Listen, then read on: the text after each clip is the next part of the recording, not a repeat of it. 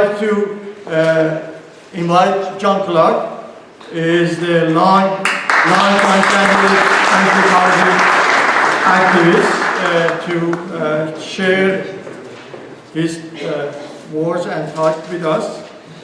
And then after that, Samir Nouri will be the next. Please, thank you.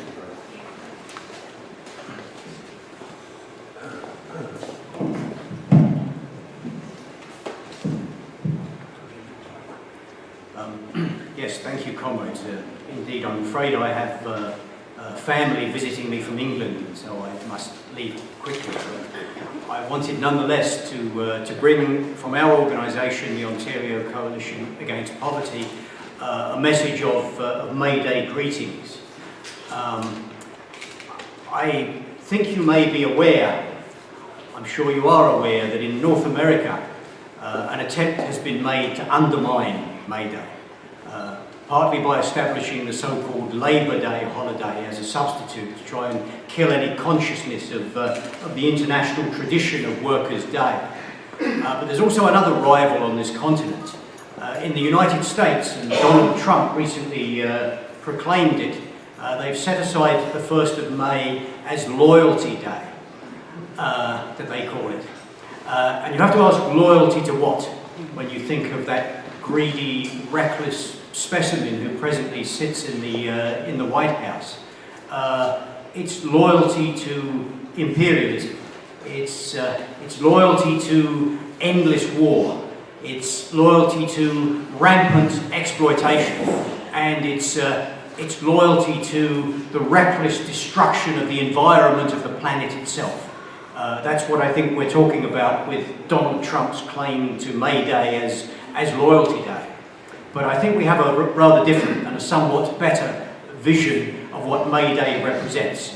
That we think in terms of May Day as an international day in which workers, rooted in their day-to-day struggles, think in terms of how society and this world will be organised when it's no longer subject to capitalist greed and distortion, but when we have a society in which the working class is actually in control, and which we can build a world in which the resources of this planet are used in a sustainable fashion, and a human society is created that is really worthy of the human race, of the human species.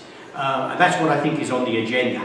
And it remains on the agenda, and that's why May Day is always a precious and important day for the international working class. But I also think that there's another side to May Day. It's very important that May Day is preserved as a vision of a socialist future. But May Day also emerged in Chicago out of a struggle of workers to win the 8-hour day.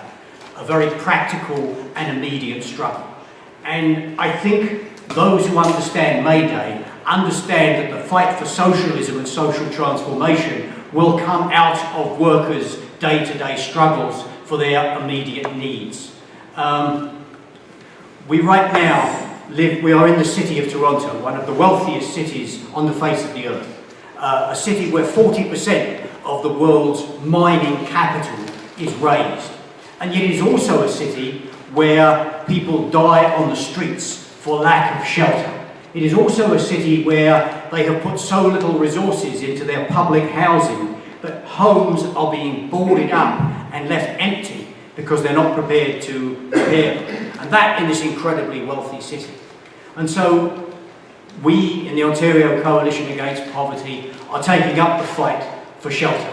We're taking up the fight for housing.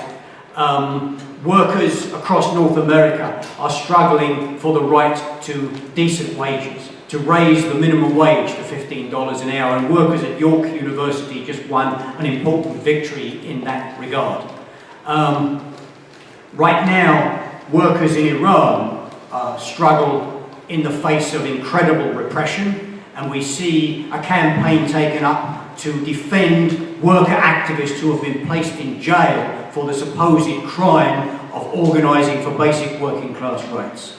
That's the context in which May Day takes place, a difficult and a harsh context. But the struggle of the working class is ongoing. It's international in its dimensions. It is not going to be crushed, and it is going to be taken forward to the point where we are no longer struggling for our immediate objectives, but we're fighting for socialist revolution and for a society that is really worthy of human beings to live in. Thank you very much.